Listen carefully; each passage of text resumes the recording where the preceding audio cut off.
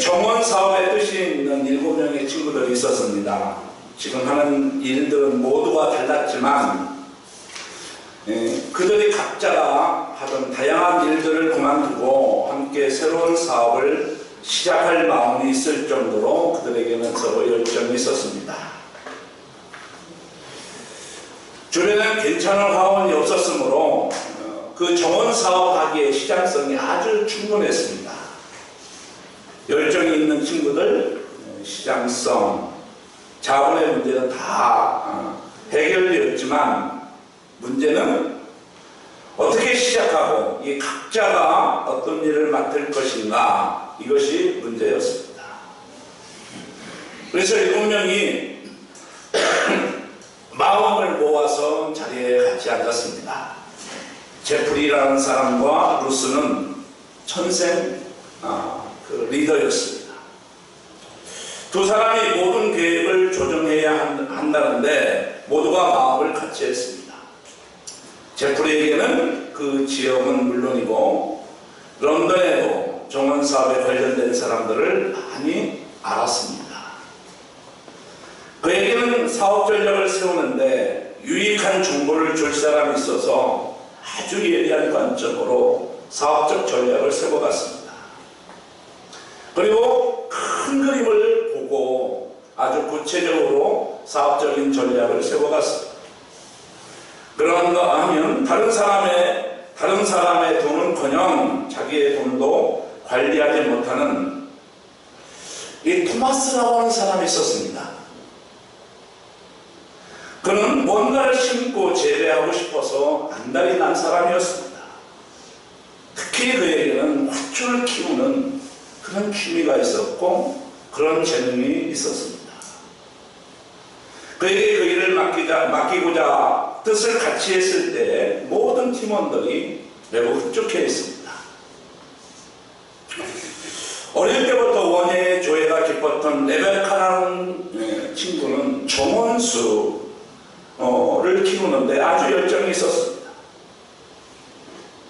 또한 게리라는 친구는 타고난 일꾼이었습니다. 조금만 짬이 나도 담장을 세우고 잔디 깎는 기계를 이렇게 고치고 또 진열장을 만들거나 또 손수레를 고쳐놓곤 했습니다. 그들에게 게리라는 친구가 꼭 필요한 친구였습니다. 매트라는 친구는 그 지방을 아주 손바닥을 들여다볼 수 있듯이 아주 그 지역을 잘 알고 있었어요. 그래서 이전 직장에서는 사람들을 부추겨서 원래 필요하지도 않는 그 상품을 사게도 하고 또한 물건을 다른 사람들이 소개하는데 탁월한 기술을 가지고 있었어요. 그런 틀림없이 정원에서 생산하는 상품들을 시장에 내다할 때에 그 친구, 매트라는 친구가 꼭 필요했던 것입니다. 그런데 마지막으로 리처드라는 친구가 문제였습니다. 근데 이 친구의 역할이 무엇인가를 찾기가 좀 난감했습니다. 침묵이 흘렀습니다. 그가 할 수 있는 일이 무엇일까? 근데 그는 정말 정원을 좋아했습니다. 누구 못지않게 이 정원 사업에 열정이 있었지만 그가 할 수 있는 손재주가 별로 없었어요. 또한 그에게는 전공이 있었지만 그 전공을 딱히 살리고 싶은 마음도 없었어요. 그러나 그에게는 강점이 있었어요. 모든 사람이 그를 좋아하는 거예요. 그에게는 주변 친구들을 모두 기쁘게 해주는 탁월한 마음이 있었어요. 또 그 마음이 깨끗하고 순수했어요. 그래서 그 친구를 잃고 싶은 마음이 아무도 없는 거예요. 그래서 그는 손님을 맞이하고 서류 파일을 정리하고 보고서를 쓰는 일과 같은 사무실에서 핵심 역할을 하는 데에 아주 안성맞춤인 친구였습니다. 그런 나머지 친구들은 물론 고객들을 행복하게 해주기에 충분하다고 생각했습니다. 그리고 이들은 사업을 막 열었습니다. 저는 생각해 보았습니다. 교회도 이랬으면 얼마나 좋을까. 하나님은 각 사람에게 복음 사역에 꼭 필요한 은사를 주셨습니다. 교회 중에는 타고난 지도자가 있는가 하면 아주 타고난 교사가 있습니다. 날 때부터 개방적이고 마음이 넓은 사람이 있어서 다른 사람을 잘 도와주는 사람이 있고 탁월한 신가도 있습니다. 바울 사도는 이에 대해서 오늘 본문에서 교회가 어떻게 되어야 되는지 이것을 잘 설명하고 있습니다. 6절에서 말씀하는 것처럼 은사는 은혜의 문제입니다. 은사에는 이 세상에서 은사가 없는 사람이 없어요. 다 은사가 있어요. 좀 더 이렇게 구체적으로 보면 그 은사를 통해서 생업을 이어갑니다. 어떤 사람은 술을 잘 관리하는 사람이 있고 어떤 사람은 탁월한 지도력이 있는 사람이 있는가. 어제도 경험했는데 재현이는 그 전문가가 와서 얘기하는 소리를 다 알아듣는 거예요. 재현이 누나가 이런 얘기를 참 신기하다. 참 이런 것을 알아듣는 것이 참 신기하다.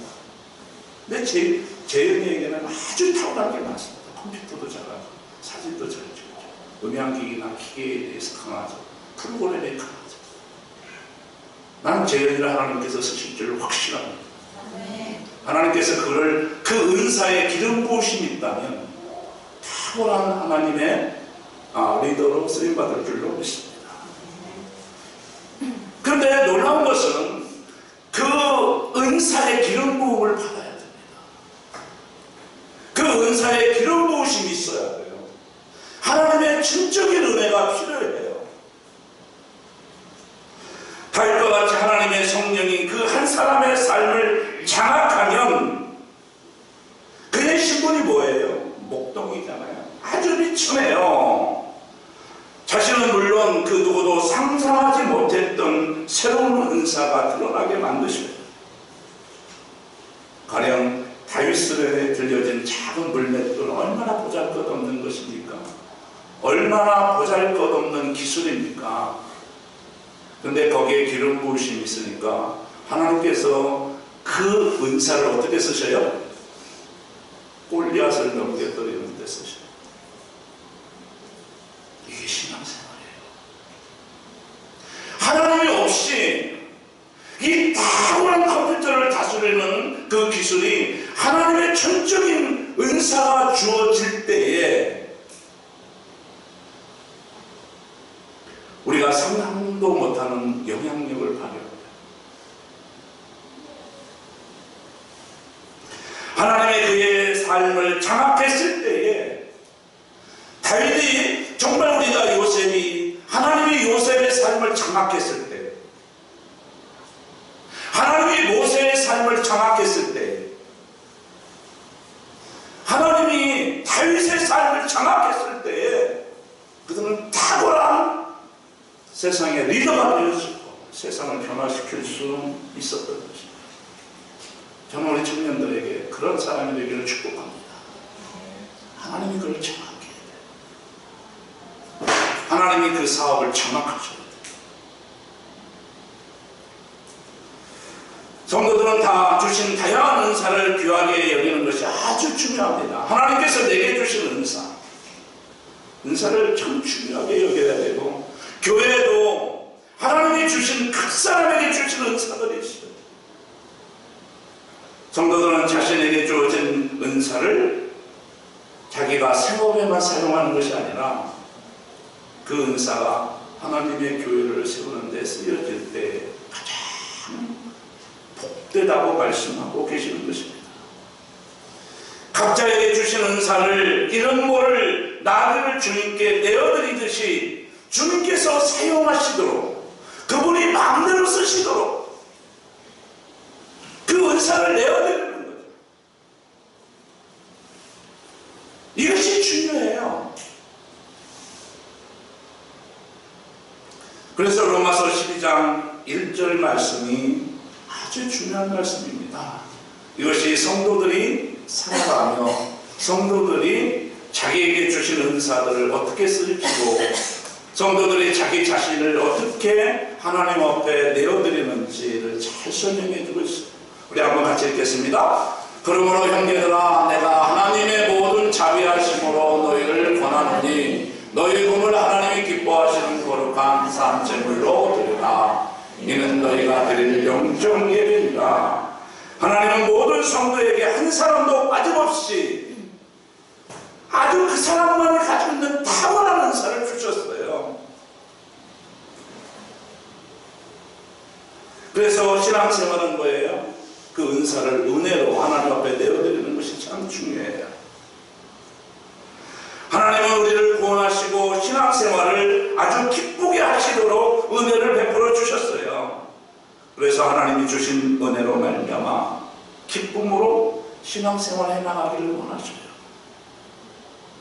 그런데 그 은사를 가진 사람이 문제예요. 자기 마음대로 쓰거든요.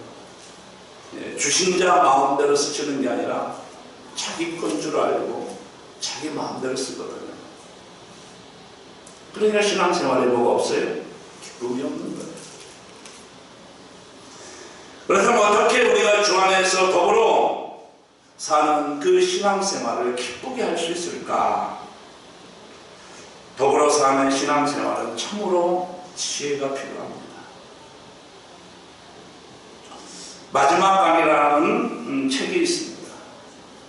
47세의 췌장암 말기로 6개월밖에 살지 못한다는 선고를 받은 미국의 카네기 멜론 대학의 랜디 포시 교수의 이야기입니다. 이 책은 정말 미국 전 국민들에게 감동을 준 책이고 우리도 잘 아는 책입니다. 청천벽력과 같은 절망적인 선고였지만 랜디 포시는 자기의 인생을 회의적으로 생각하지 않고 긍정적으로 생각하면서 대처해 나갔습니다. 췌장암이 생겼다는 것을 알고 담당 의사에게 물었습니다. 얼마나 살 수 있습니까? 그러자 의사가 6개월밖에 살지 못합니다. 이렇게 말하지 않고 앞으로 6개월 동안 건강하게 사실 수 있습니다. 이렇게 말해 주었습니다. 그 의사의 의도에 맞게 그 환자는, 그 교수는 또 긍정적으로 그 말을 받아들였습니다. 나는 6개월밖에 못 사는 사람이 아닙니다. 교통사고나 심장병으로 갑자기 죽지 않고 가족과 함께 6개월이나 살 수 있는 시간적 여유를 주셨으니 참으로 감사합니다. 말하면서 그 6개월 동안을 참 아름답게 쓰셨어요. 6개월 동안 열정적으로 강의도 하고 열정적으로 자기가 그동안에 정리하지 못했던 것들을 책으로 냈어요. 그리고 랜디 포시의 마지막 강의에서 나온 말인데요. 항상 남을 돕는 것을 생각하라. 남을 돕는 것을 생각하고 있는 거야. 항상 감사하며 살아라. 불평하는 시간에 더 노력하라.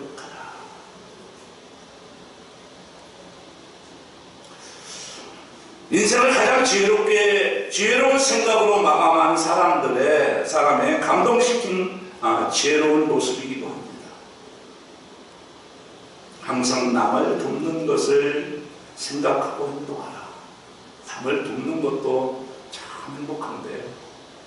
저는 어제 저녁에 밤 12시까지 찬양하며 정말 그 어려운 그 피곤한 가운데에서도 헌신하는 청년들의 그 행복한 모습을 봤습니다. 하나님을 위해서 일할 때 가장 행복합니다. 우리 집에 강아지를 키우는데요. 강아지를 위해서 제가 뭔가를 할 수 있을 때 가장 행복하거든요. 근데 내가 하나님을 위해서 무엇인가를 할 때 얼마나 행복합니까? 결국 하나님께서 주신 것이 무엇이든지 간에 우리는 은사를 어떻게 잘 쓰느냐가 참으로 중요해요. 우리 3절을 같이 읽겠습니다. 시작. 내게 주신 은혜로 말미암아 너희 각 사람에게 말하노니 마땅히 생각할 그 이상의 생각을 품지 말고 오직 하나님께서 각 사람에게 나누어 주신 믿음의 분량대로 지혜롭게 생각하라. 지혜롭게.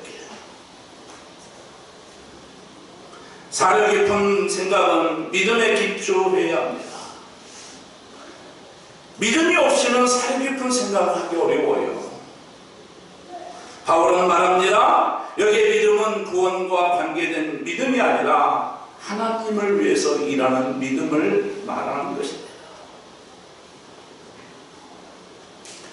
결국 하나님께서 주시는 것이 무엇이든지 간에 불평하지 말고 그것을 겸허하게 받아들이는 게 참으로 중요한 것 같아요.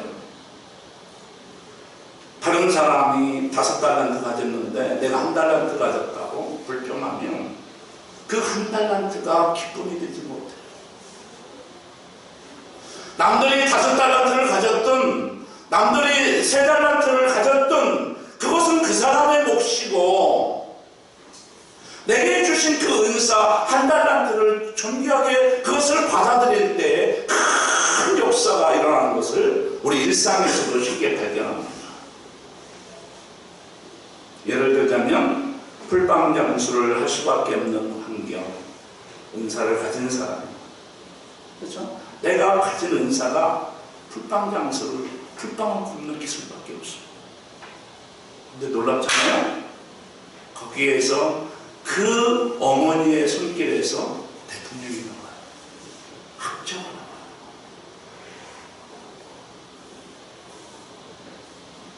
CEO가 나와요. 목회자가 나와요.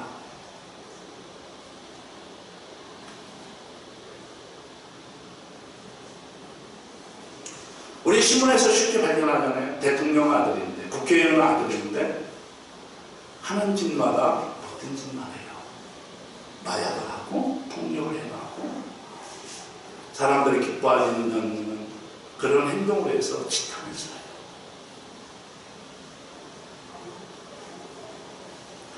믿음의 분량이라는 표현이 참 가지는 참된 의미입니다. 어떤 탁월한 은사를 가졌느냐가 중요한 게 아니라 그 은사를 하나님 앞에서 어떻게 행사하느냐가 참으로 중요하다는 거예요. 저는 종종 경험합니다. 은사를 어떤 탁월한 은사를 가지고 있느냐 그 되게 중요하죠. 그 사람이 얼마만큼 좋은 대학을 나왔느냐 그거 되게 중요하죠. 하나님이 주신 은사를 어떻게 사용하느냐 이게 훨씬 더 중요하다. 우리는 무엇을 가지고 있든지 하나님에 대한 헌신의 조건으로 삼으면 그 은사가 다른 사람들이 보기에 우리가 하잘것없는 은사를 할지라도 그것이 축복이 되는 줄로 믿으시기 바랍니다. 여러분에게 불평불만이 있습니까? 불만을 한다면 어쩌면 자기 자신을 과대평가한 이유입니다. 저도 불평이 많거든요. 불평이 많은 사람들 특징이 있어요. 자기 자신을 과대평가한 사람들.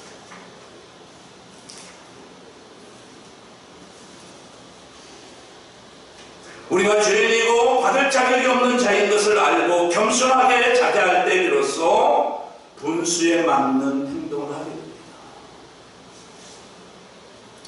믿음의 분량은 조금밖에 되지 않으면서 교회에 대해서 스스로 똑똑한 줄 알고 스스로 잘난 체하고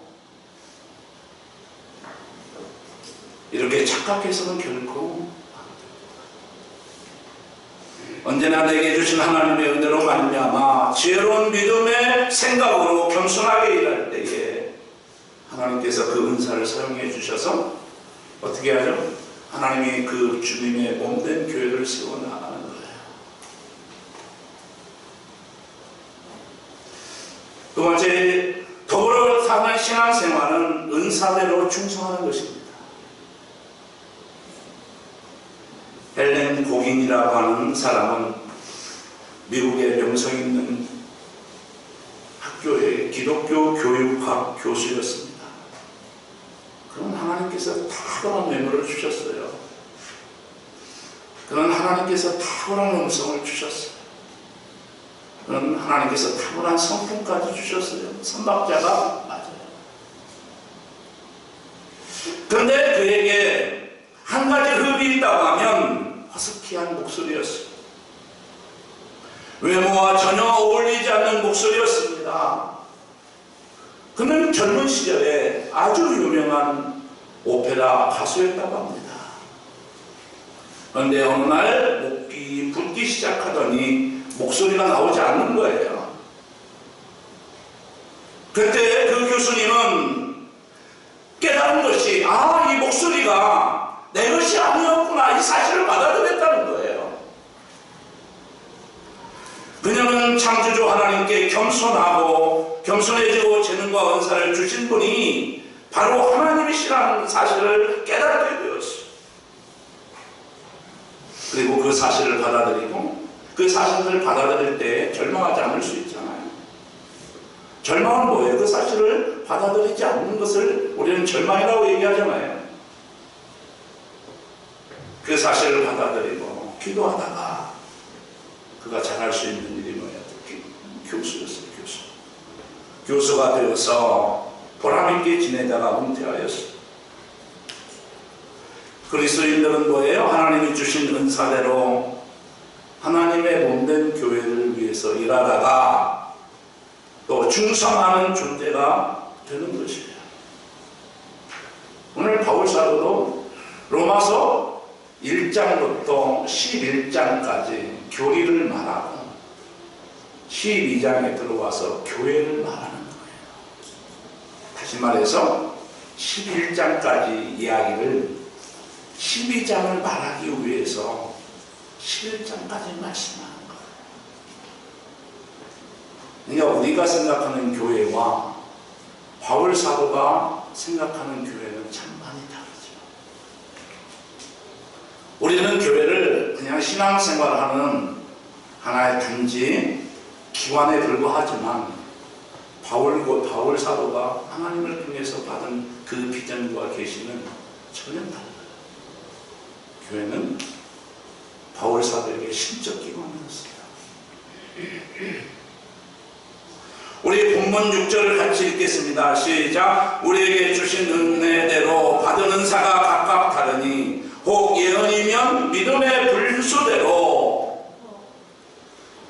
여기서 각각 다르니 각각 달라요. 우리 한 사람도 겹치지 않아요. 은사는. 하나님으로부터 받은 은사는 뭐예요? 우리의 몸에 이 지체가 많잖아요. 우리의 이 몸에 얼마나 많은 지체가 있어요. 이목구비도 있고 우리 장기도 있고 우리가 사지도 있고. 그러나 각각 다르죠. 하나님이 다 달라요. 하나님 그 겹치는 것이 단 하나도 없어요. 다 달라요.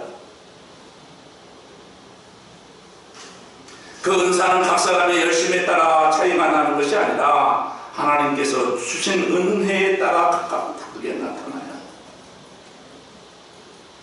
그래서 은사를 이유로 교만이나 허영이나 특권의식을 결코 가져서는 안 돼요. 내가 저 사람보다 잘할 수 있어. 내가 저 사람보다 많이 가지고 있어. 여러분 재물이 있는 거 하나님이 걷어가시면 하루 순간에 바닥으로 내려앉는 거 우리는 주변에서 쉽게 봅니다. 하나님이 주신 거예요. 우리의 건강, 요즘에도 제 친구가 대장암에 걸려서 신음하는 것을 보면서 하나님 주신 건강, 여러분들이 건강관리 잘한다고 그 건강 우리의 생명이 연장되니까 물론 그럴 수 있죠. 하나님이 주신 범주 안에서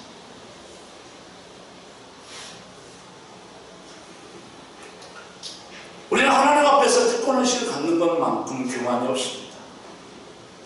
또 내가 다른 사람보다 은사가 부족하다는 것에 대해서 절망하는 것만큼 믿음이 없는 행위가 없어요. 그래서 우리가 대수롭지, 내가 가진 은사를 대수롭지 않게 여겨요. 대수롭지 않게 여겨요. 이건 범죄입니다. 이건 하나님 앞에 죄를 짓는 거예요. 모든 은사는 하나님의 은혜로 된 것이고 또한 공동체의 유익을 위해서 하나님께서 그 은사를 우리에게 주신 거예요. 내 것이 아니에요. 그분이 원하시는 곳에 내 은사를 드리는 거예요. 그게 가장 아름다운 삶이에요. 그것이 가장 복된 삶이에요. 은사는 본인의 의지가 아닙니다. 그래서 은사를 주시는 하나님의 의지대로 사용될 때에 그 사람이 복이 됩니다. 그 사람이 복이 됩니다. 여러분, 내 가슴에 뛰고 있는 심장이 심장 자체를 위해서 뛰는 심장은 없습니다. 내가 음식을 섭취하는 그 입이 자신을 위해서 음식물을 섭취하는 입은 존재하지 않습니다. 이 음식물은 어디에, 이 입이 음식물을 우리가 씹는 것은 다른 지체를 위해서 음식을 씹는 습보를 하는 거예요. 내 심장이 뛰고 있는 것은 다른 지체에게 그 에너지를 공급하기 위해서 심장이 뛰는 거예요. 우리의 몸을, 그래서 예수님께서 교회를 우리의 몸의 지체로 비유했어요. 우리의 지성이 똑똑하다고 하지만 얼만큼 타락한 지성인지 알겠죠. 나를 위해서 일한다고 생각해요. 조그마한 가진 그 은사가 자기 거라고 생각해요.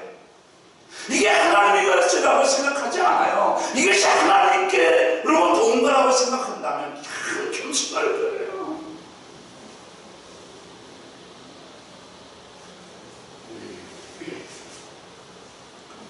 사랑하는 성도 여러분, 은사는 하나님의 뜻에 따라 주신 목적대로 충성해야 복이 됩니다.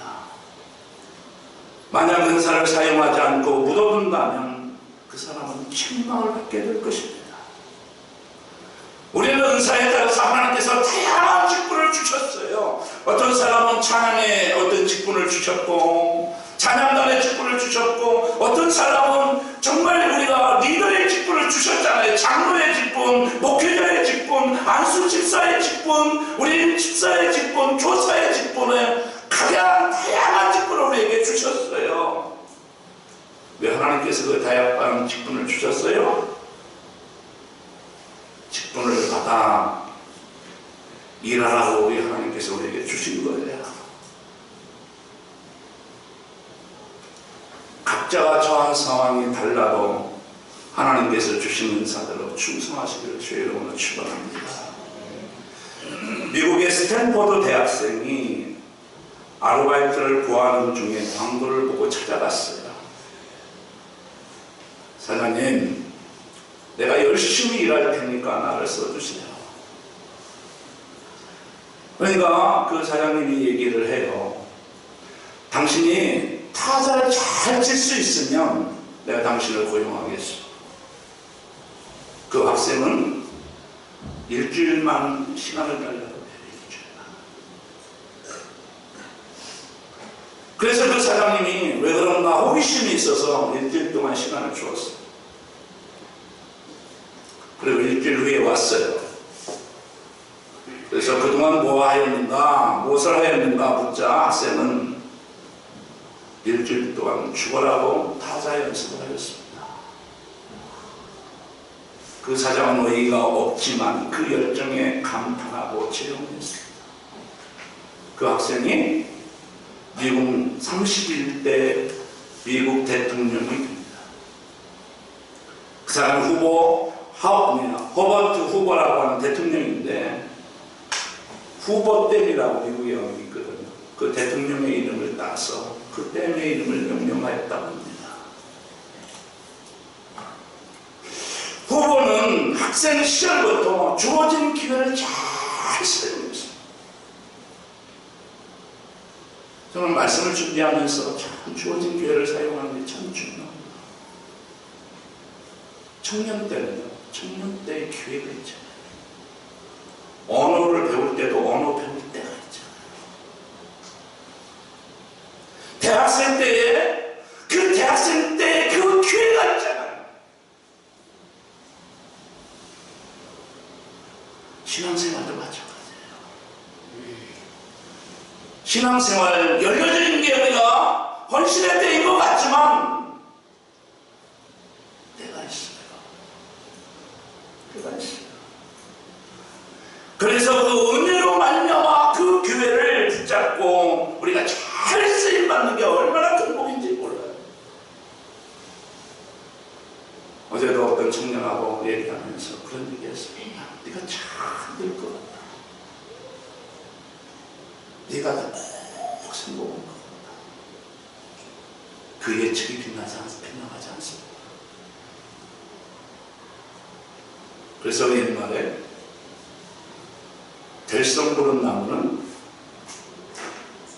어릴 때부터 하는 거예요. 나만 그런 지혜가 있는 게 아니라 나만 그런 지혜가 있는 게 아니에요. 여러분들도 어떤 사람이 잘 될지 다 알아요. 저 사람은 노년이 어떻게 끝날지 우리 다 알아요. 기회가 있어요. 기회가 있어요.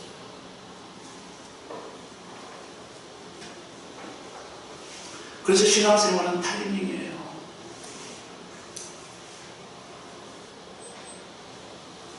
미래랑 다섯 전의 불행이 어디에 있습니까? 타이밍을 놓쳐버렸어요.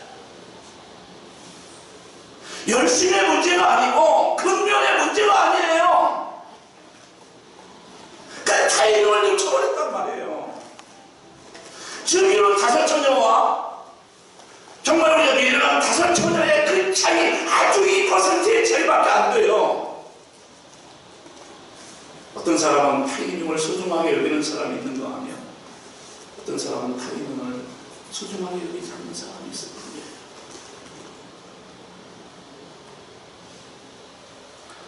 하나님께서 우리에게 은사를 주셨어요. 왜 은사 주셨어요? 그거 가지고 생업도 이루어. 그거 가지고 어떻게 하라고요? 교회 세우라.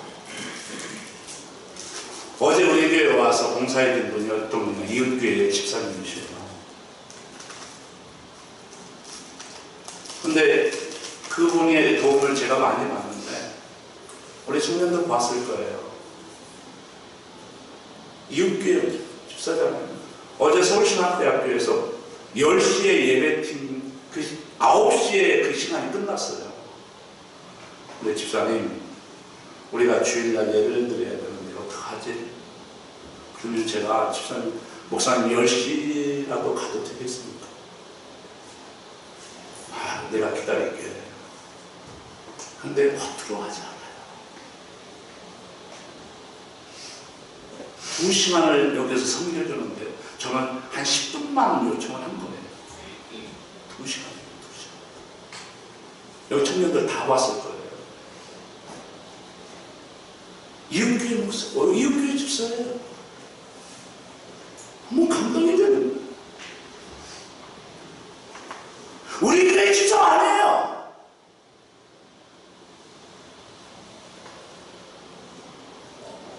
단 한 번도 불평하지 않아요. 그 사람에게 뭘 내가 줄 수 있을까? 선물을 이것저것 쌓았어요. 왜냐하면 집사에서 나를 도와줘서가 아니라 참된 신앙의 모습이 도전이 됐어. 얼마나 감동이 되는지.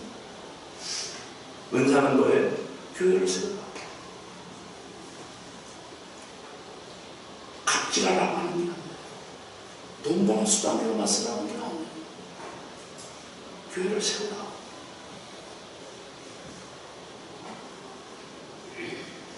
신앙생활은 우리가 앞에서 나온 예화처럼 그렇게 수월하지만 않았습니다. 이럴 때면 채소 사업을 해야 한다고 완강하게 고집부리는 사람도 있을 수 있고요. 그런가 하면 하나님이 나에게 특수한 인물을 주셨고 교회는 그 자신에게 그런 걸 성취할 수 있는 기회와 재원을 우리가 지원해 줘야 된다고 완강하게 고집필 수도 있어요. 어떤 사람은 자신의 마음과 같이 다른 그 성도들이 자기의 마음에 합하지 않는다고, 나는 일하기 싫다고 그러면서 전혀 감당하지 않을 수도 있어요. 외면하고 등한시하고 그럴 수 있어요. 어떤 사람은 다른 사람과 같이, 다른 사람들이 자신과 같이 열심히 부족하다고 말하면서 자신에게 사례를 줘야 한다고 말하는 사람들도 있을 수 있어요. 그런데 바울 사도는 그런 것을 인식하고 이렇게 말씀하셔요. 11절입니다. 같이 한번 읽겠습니다. 시작. 더 부지런하여 게으르지 말고 열심을 품고 주를 섬기라. 열심을 품고 영적으로 뜨겁게 하여. 그런데 여기에서 보면 그러든 말든 계속해서 현재형이에요. 계속해서 뜨겁게. 다른 성도 여러분, 은혜 받은 성도의 특징은 뭘까요? 열심입니다. 은혜가 있는 사람은 열심히 있어요. 열심을 내면 은혜 받은 사람이요, 열심히 식어지면 은혜에서 떨어진 사람이에요. 내가 열정이 있는가? 내가 은혜가 있는가? 정비해야 하는 거예요. 믿음 열심과 떼어놓을 수 없는 불과 은혜의 관계가 있어요. 열심을 빼면 신앙이 설 자리가 없어요. 제가 만약에 후임 목사님을 구한다고 하면 제일 먼저 어떤 사람을 구할까? 그런 생각을 해봤어요.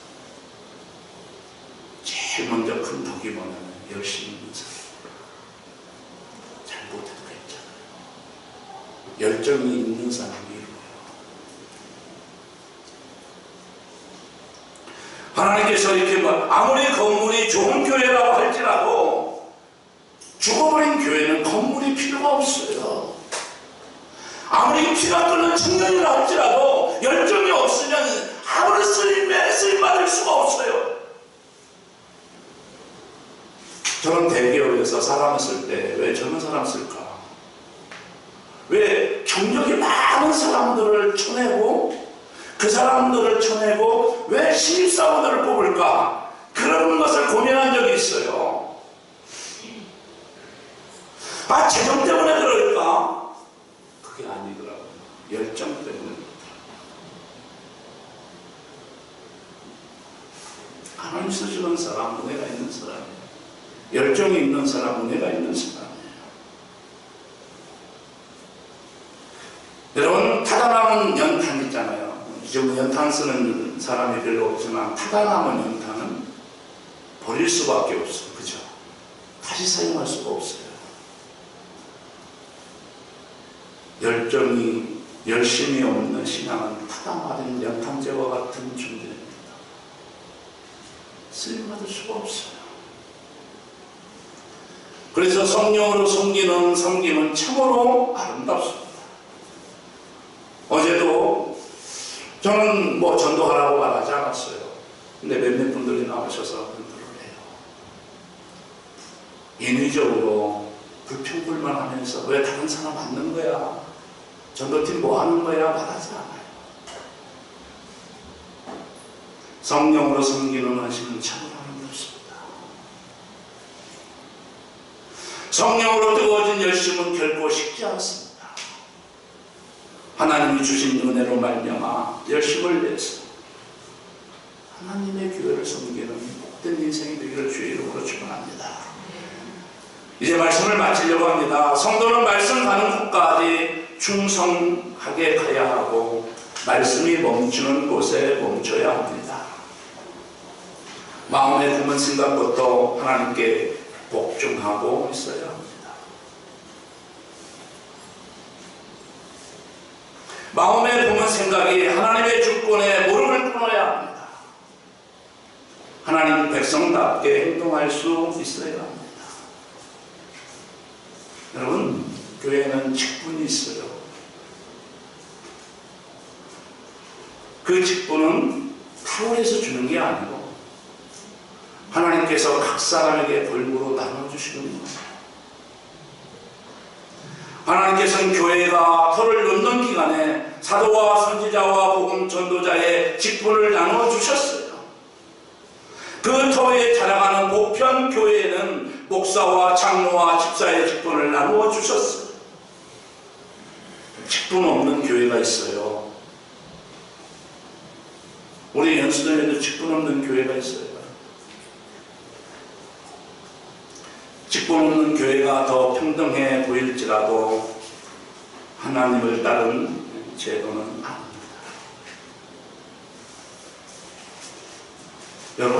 여러분에게 직분은 어떤 존재예요?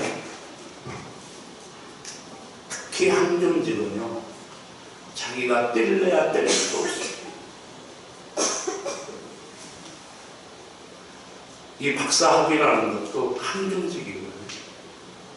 오늘 신문에다가 오늘부터 내가 박사가 아닙니다 이렇게 공부를 해도 박사는 박사입니다. 근데 그 박사가 참 부담스러울 때가 있습니다. 글 한 편도 쓰고 책 하나라도 내지 못한다면 어디 가서 박사라고 얘기하지 않습니다. 기분이 착합니다. 직분자는 교회에서 선출될지라도 하나님의 주권으로 임명된 사람입니다. 그래서 직분을 세울 때는요, 교회 행사가 아닙니다. 우리 교단적인 차원에서 항존직을 세우는 거예요.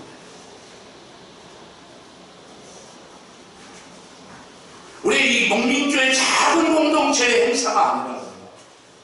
그만큼 직분은 뭐예요? 성경에 근거해서 성경이 그만큼 존귀한 거예요.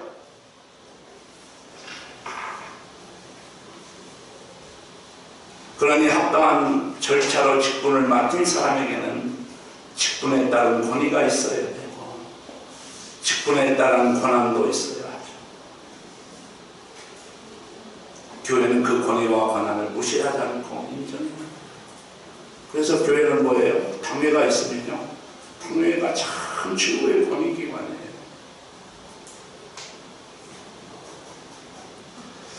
모든 은사는 성도 개인의 명예를 위한 것이 아니지요. 자기가 하고 싶다고 해서 하는 것도 아니고 하기 싫다고 해서 안 하는 것도 아니죠. 그리스도의 몸된 교회를 세우시려는 목적으로 하나님께서 주신 선물이에요. 저는 여러분들에게 감히 말씀드릴 수 있습니다. 직분 잘 감당해서 축복받지 않은 사람을 본 적이 없습니다. 직분 잘 감당해서 빌어먹은 사람을 한 번도 본 적이 없습니다. 직분 잘 감당하는데 향기롭지 않은 사람이 없습니다. 왜냐하면 하나님께서 주신 선물이기 때문에 그렇습니다. 오늘도 모든 은사도 모든 직분도 사도의 가르침을 따라서 자기의 인생을 잘 세우고 교회도 잘 세우고 은혜가 내리고 하나님의 그 여러분에게 주신 은사에 기름 부음이 있기를 주의 이름으로 축원합니다.